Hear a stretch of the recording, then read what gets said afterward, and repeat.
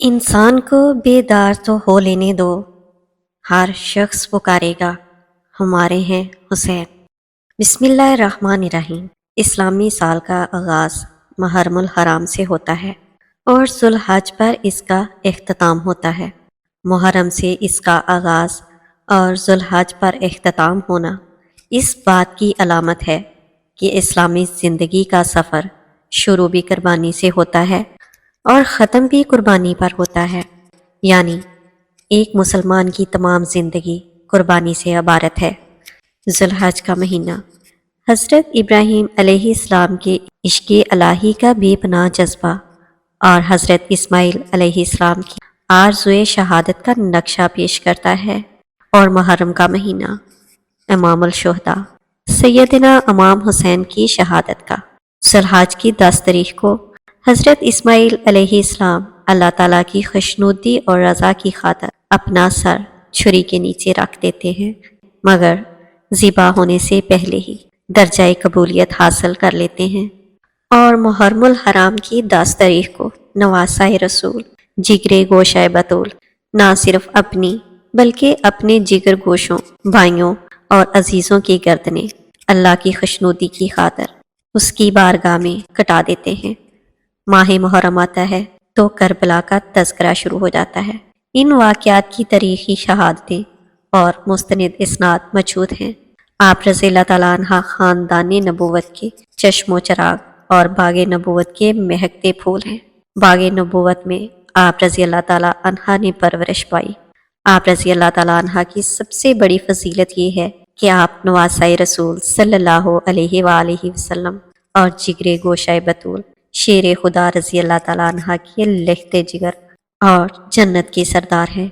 हज़रत हुसैन शहीद करबला रज़ियल्लाहु तआला अपने नाना महबूब रब्बिल आलमीन की मोहब्बत, शफ़क़त और तवज्जो में बचपन गुजरा। रसूल खुदा सल्लल्लाहु अलैहि वसल्लम का अपने इन लाडले नवासों से उल्फत, मोहब्बत और लाडो प्यार बेमिसाल है। आप रज़ियल्लाहु तआला अन्हा सच्चे, बहादुर और अल्लाह से डरने वाले इंसान थे।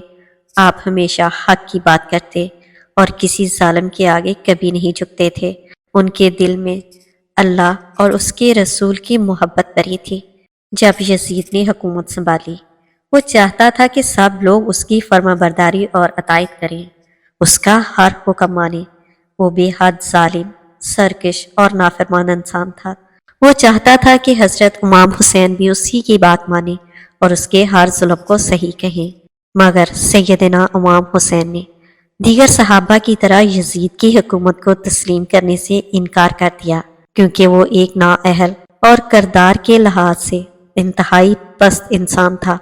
आपने फरमाया, मैं यजीद जैसे फासी को फाजर की बैत नहीं कर सकता। मैं हक और सच के साथ हूँ, मैं बातिल के आगे सर नहीं झुका सकता। यजीद की तरफ से हज़रत इमाम हुसैन को बैत का ख़त मिलता है। कूफियों के खतूत आने के बाद आप रज़ियल्लाहु तआला अन्हा ने अपने चचाजाद भाई मुस्लिम बिन अकील को कूफा रवाना किया ताकि वो असल सूरत हाल मालूम करें। हज़रत मुस्लिम बिन अकील के कूफा पहुँचने के पहले ही दिन 12,000 कूफियों ने आपके हाथ पर बैत की। कूफा का हाकम आपके साथ नरमी से पेश आया। कूफियों के जज्बात से मुतासर होकर हज़रत मुस्लिम बिन अकील ने हज़रत इमाम हुसैन को कूफा आने का ख़त लिखा। इन हालात की बिना पर यजीद ने फ़ौरन कूफा के हाकम को मासूल कर दिया और अबैदुल्लाह बिन ज़ियाद को कूफा का नया हाकम मुकर्रर कर दिया।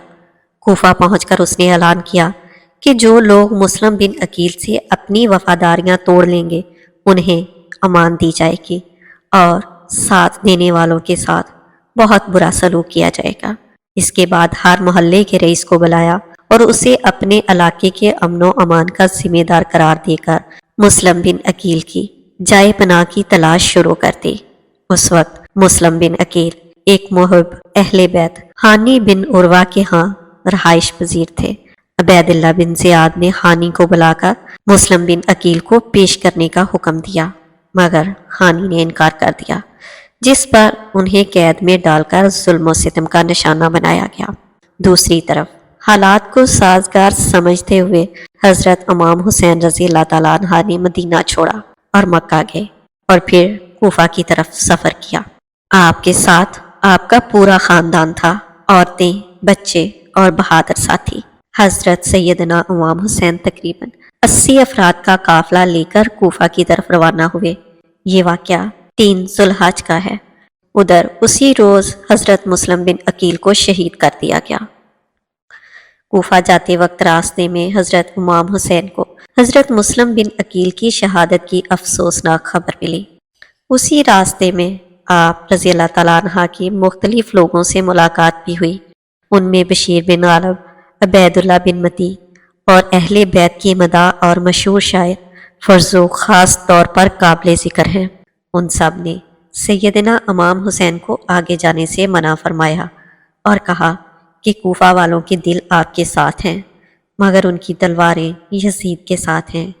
یہ حالات سننے کے بعد حضرت امام حسین رضی اللہ تعالیٰ عنہ کے ساتھیوں میں مختلف خیالات پیدا ہو گئے۔ ایک بار آپ نے بھی واپسی کا ارادہ ظاہر فرمایا، لیکن حضرت مسلم بن عقیل کے بھائی نے فرمایا ہم ہرگز واپس نہیں جائیں گے۔ یوں طویل گفتگو کے بعد آپ کوفہ کی طرف روانہ ہوئے۔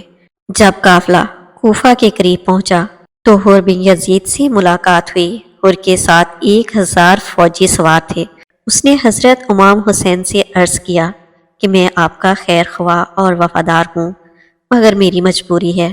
مجھے ابن زیاد نے آپ کو گرفتار کر کے اس کے پاس لانے کا حکم دیا ہے، مگر میں آپ کے ادب و احترام کی وجہ سے آپ کو گرفتار نہیں کرتا، لیکن آپ بھی میرے حال پر مہربانی فرمائیں اور کوفہ میں داخل نہ ہوں۔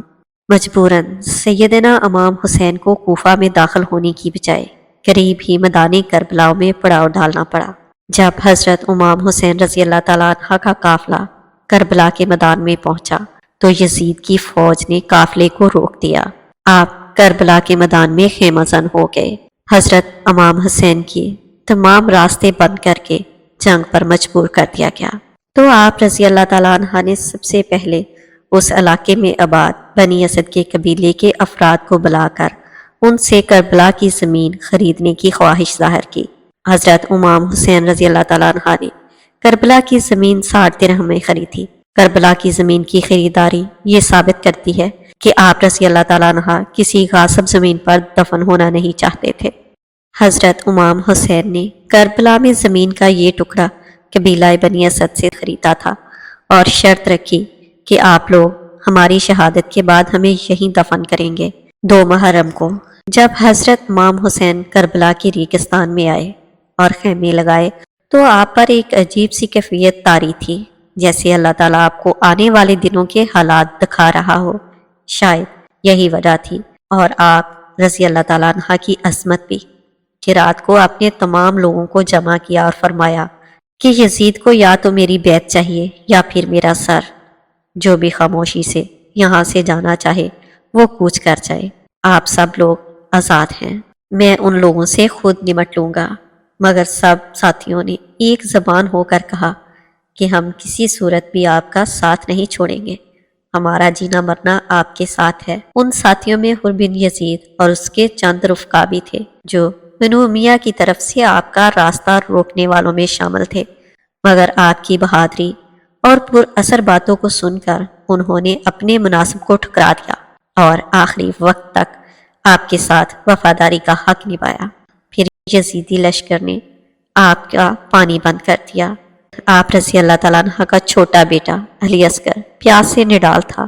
آپ نے اپنے چھوٹے بیٹے علی اصغر کو اٹھا کر کوفیوں سے کہا اگر مجھے پانی نہیں دیتے تو نہ دو، مگر اس معصوم کو پانی دے دو۔ دشمن اتنے بے رحم، سفاک اور سنگ دل تھے کہ تیر مار کر اس معصوم کو شہید کر دیا۔ ایک ایک کر کے اہل بیت کے جوان میدان میں جا رہے تھے۔ حضرت امام حسین رضی اللہ تعالیٰ عنہ کے ساتھی، بھائی، بیٹے اور بھتیجے سب حق کے لیے لڑتے ہوئے شہید ہو گئے۔ جب آپ کے سب ساتھی ایک ایک کر کے شہید ہو گئے، 10 محرم کا دن حضرت امام حسین رضی اللہ تعالیٰ عنہ نے وضو کیا، نماز پڑھی، تلوار لے کر آپ خود میدان میں گئے اور شیر کی طرح لڑے۔ انہوں نے بہادری سے لڑائی کی، مگر دشمن بہت زیادہ تھے۔ آپ جس جانب جاتے جنگجو منتشر ہو جاتے۔ آپ کو کئی زخم لگ چکے تھے اور آپ پیاس سے بھی نڈال تھے۔ موت آنکھوں کے سامنے تھی، مگر آپ بلا خوف و خطر دشمن سے لڑتے رہے اور آخرکار حضرت امام حسین کو بھی شہید کر دیا گیا۔ کربلا کا ذرہ ذرہ اس شہید وفا کو دیکھ کر پکار رہا تھا، دل میں سما گئی ہے قیامت کی شوخیاں، 2-4 دن رہا تھا کسی کی نگاہ میں۔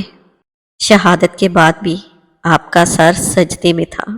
حضرت امام حسین رضی اللہ تعالیٰ عنہ نے اپنا سب کچھ قربان کر دیا، مگر ظلم کے سامنے کبھی سر نہ جھکایا۔